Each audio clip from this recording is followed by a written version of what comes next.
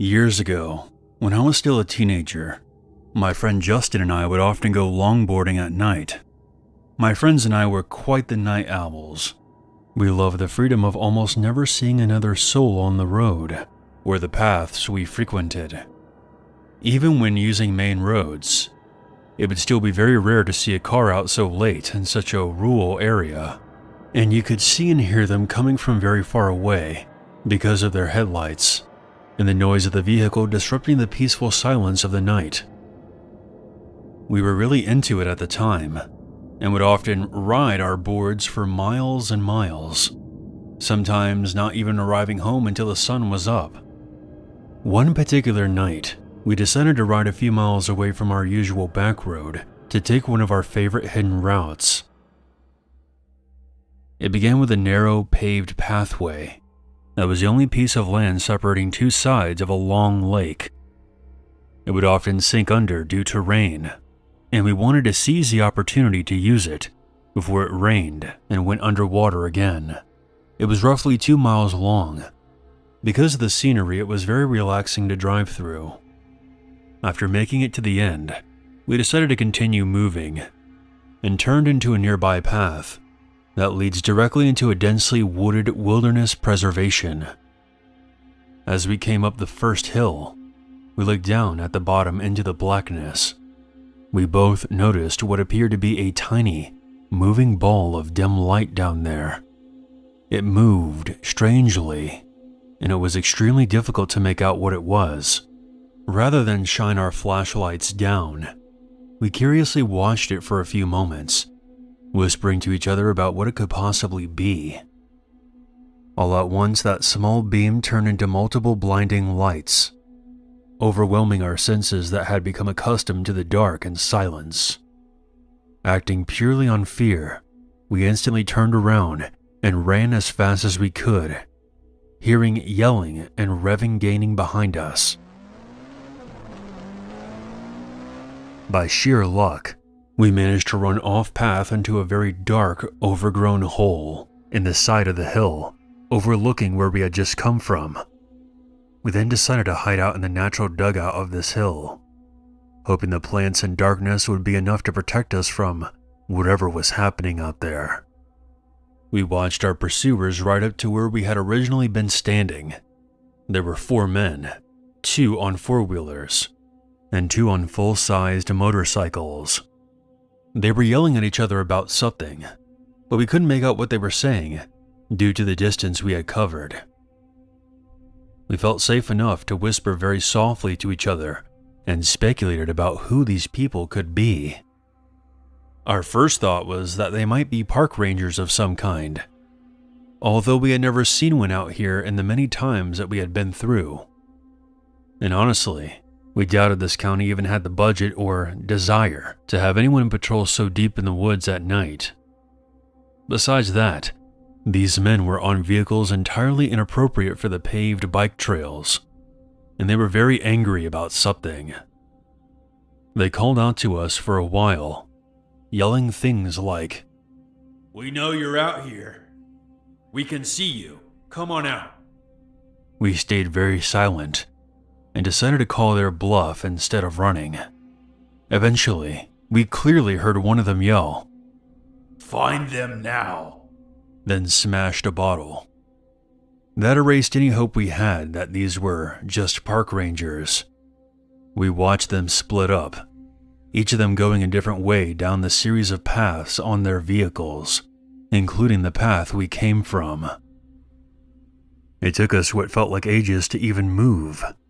We were frozen in terror inside that dugout, watching the lights from the vehicles travel through the woods and pathways, one of them already coming full circle and passing the point he started from.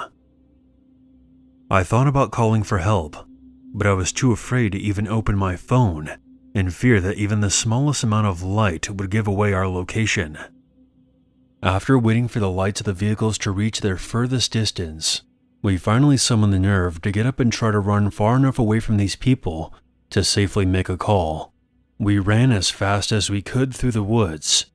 Since the headlights gave away their location on the pathways, we would hide again whenever we felt they were getting too close. The available hiding spots were getting progressively worse as the forest became less dense. The fear I felt while I waited for one of them to drive past us and only being covered by leaves and plants may still be unmatched to this day. Finally, we emerged from the forest onto the intersection of two main roads, far from where we started. We ducked down into a ditch to call for help. When I opened my phone, I noticed I had recent missed calls from one of our other friends, named Connor, who we were supposed to meet up with after our excursion. I called him and frantically asked where he was. Luck was with us again. He hadn't given up on our plans despite us ignoring him, and was only a few miles away from where we were, already heading in our direction. I gave him the names of two streets we were near the corner of, and explained that we had to be picked up right away. He agreed and sped over to us, while Justin and I waited in hiding. Thankfully, Connor arrived before any of those men did. We bolted into the back seat of his car, yelling for him to get out of there, and he took off. Relief doesn't begin to describe what I felt being safely driven home. After explaining everything that happened to Connor, we ended up just moving on with our night, and decided not to call the police. We figured they would be gone by the time any officer made it out there anyway. And we would only be putting ourselves at risk as well, by admitting to breaking the law by being on those trails so late at night. I still have no idea who those people were. I have been told all kinds of theories from friends and family who have heard this story. Some think we interrupted a huge drug deal. Justin and I admitted to each other that when the revving started, and we couldn't see, our minds both went straight to chainsaw-wielding horror movie serial killer. So I suppose it could have been much worse. Frustratingly enough, whatever those men thought we saw that made them want to catch us so badly, we never actually saw. So I suppose we'll never really know.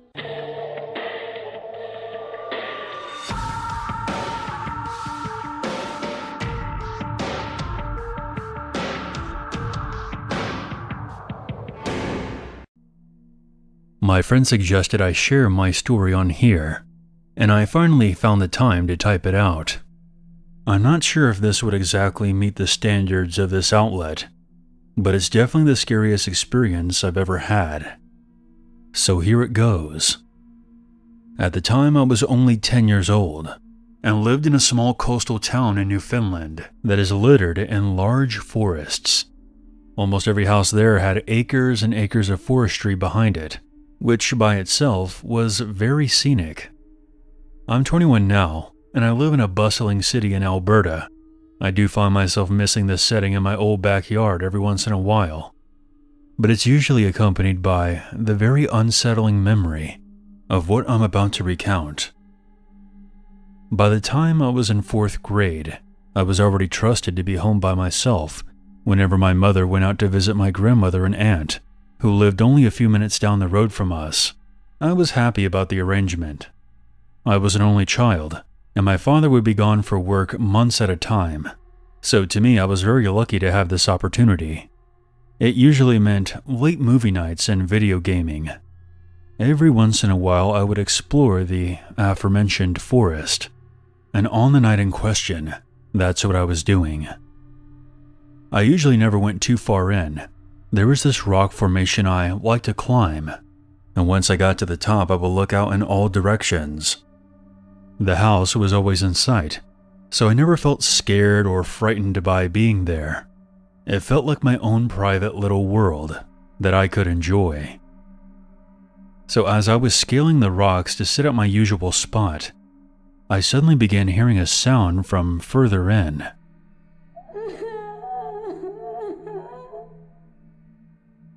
It wasn't a natural sound at all. It was very faint. It sounded like someone crying. I was more puzzled than scared, since crying was the last thing I would ever expect to hear in the forest. I must have listened for a few minutes, convinced that my ears were playing tricks on me, But it was not an auditory hallucination. There was someone, in fact, crying.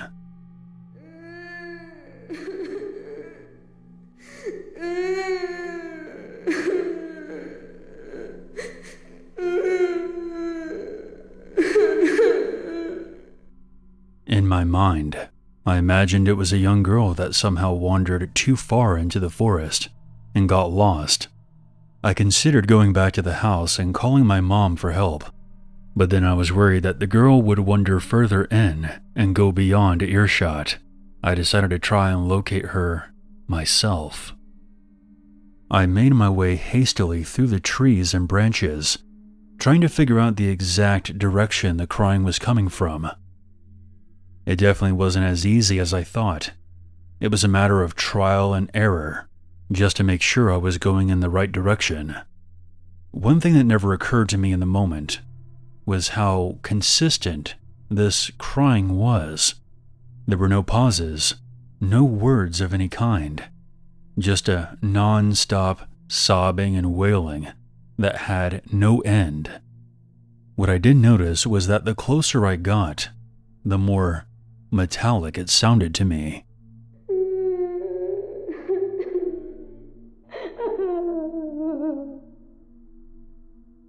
I eventually reached a small clearing that only had a few trees and bushes. I had never gone this far in before, so this was the first time I had ever seen it. When I made my way in, it didn't take long for me to find the source of the sound. It was a gray tape recorder, one of the biggest I've ever seen. It was protruding out of one of the bushes, and the crying was coming out of the speaker. This was very disturbing to me. I was expecting to find a real person. As I was about to turn it off, I heard another sound coming from just outside the clearing on the opposite side.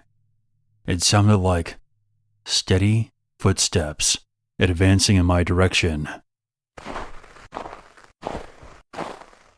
It only took seeing a tall, shadowy figure coming my way to send me running. Fortunately, by some miracle, I recognized my way back by identifying the rocks and trees as landmarks. This probably saved my life. I never looked back, and I didn't even try listening to hear if that person was following me. I just kept telling myself that I had to make it home. Nothing else mattered. I just had to get home. Once I saw the large rock formation I liked to climb, it didn't take long for me to know the rest of the way without needing to survey my surroundings. I was out of the forest in record time, and I immediately ran into my house, locking the door and shutting all the lights off as I went into my bedroom. I didn't want this person to know where I lived, or I would be done for.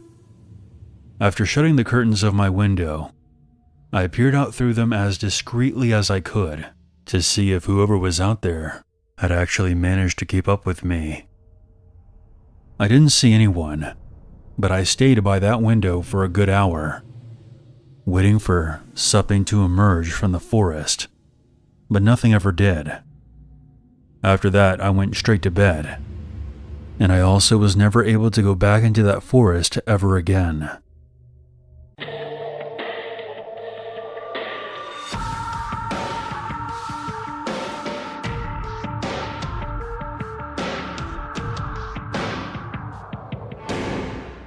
This story takes place in August of 2013 in the mountains of southern Oregon. I'm a USAF Security Forces airman. My girlfriend was at work, and as a sweltering hot day began to turn into thunderstorms, my buddy Nick and I decided to go explore some back roads. He is also in the military. Southern Oregon is crisscrossed with long roads, some actively used, but many are totally forgotten and sit in a state of disrepair. Nick and I spent many of our days starting on roads that we knew and looking for roads that we didn't know, driving for hours into the mountains, eventually navigating back to the paved roads. On this particular day, with storm clouds looming over the mountains, we set off on a road that we had never been on and began the drive. On this particular day, there were storm clouds looming over the mountains. After traveling for about an hour, we hadn't seen or heard any signs of other people in the area. We rounded a bend inside the thick woods and emerged at a meadow that was totally surrounded by aspen groves. The meadow was perfectly flat. Both Nick and I noticed a strange stillness in the air almost immediately. There were no birds, hardly any insect noise, no squirrels, and certainly no other people. On the far side of this meadow, right at the edge of the tree line, there was a wooden picnic table. The table was very odd. It was painted a bright orange. It was much larger than your typical picnic table at a park. Remarking on this, Nick drove through the meadow to get a closer look. I remember being apprehensive as we approached. The whole scenario was exceptionally strange. The overall silence of the aspen groves was unsettling. Also, it was nearly impossible to see far into the trees, as aspens tend to grow extremely close together. When we parked by the table, I hopped out of the passenger seat of the truck to check it out. I'm not a very tall man. I only stand around 5'5". Regardless, this table was ridiculously oversized, practically unusable. The seats were nearly at chest level, meaning I would have to climb up to sit on them. As I was inspecting the table, Nick called me over to the truck. I noticed he was looking back into the trees. At first, I couldn't see what he was looking at, but then I noticed a splash of color that was completely out of place in the trees. It was a small, one-man tent, about 50 feet from the strange table. Initially, I had a feeling of dread, and I felt certain that there was somebody in that tent. And if we could see that tent from where we were, they could definitely see us.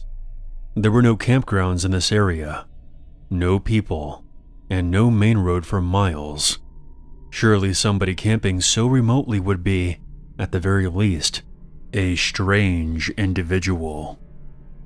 However, as we observed the tent, we saw no movement and heard no sounds coming from it. Nick suggested that I call out. I didn't want to, but I did. "Hey, anyone in there?" No reply.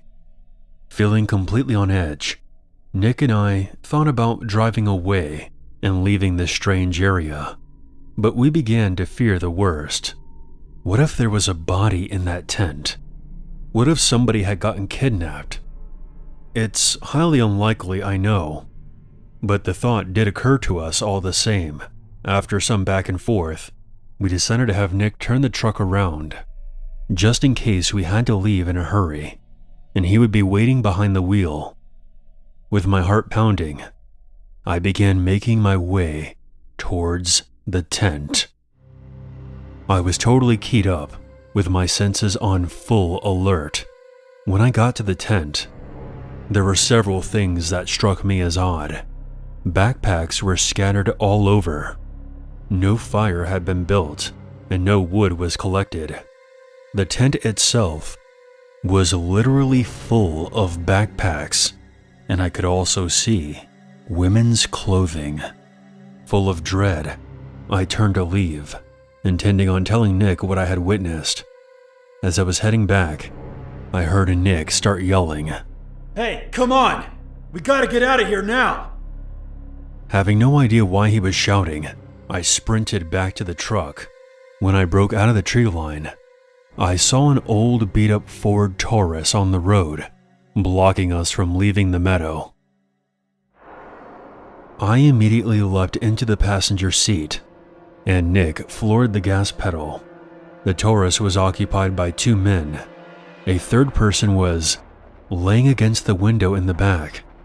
As we drove across the meadow, the driver attempted to block us from reaching the road, but Nick maneuvered around them and accelerated towards the entrance. I looked back and saw the car attempting to turn around on the narrow road. Nick drove like a madman. and though I was honestly terrified that they would catch up, we got back to the highway without ever seeing the car again. I still don't know if the person who was lying on the back window was male or female. I called the state police, and they promised that they would send a trooper out to that area. However, I received a call the next day from the trooper stating that the campsite, the backpacks, and the women's clothing was all gone, though he could tell that people had been in that area. That strange orange table was still by the thick aspen grove. We have not returned to that area, nor do we intend to.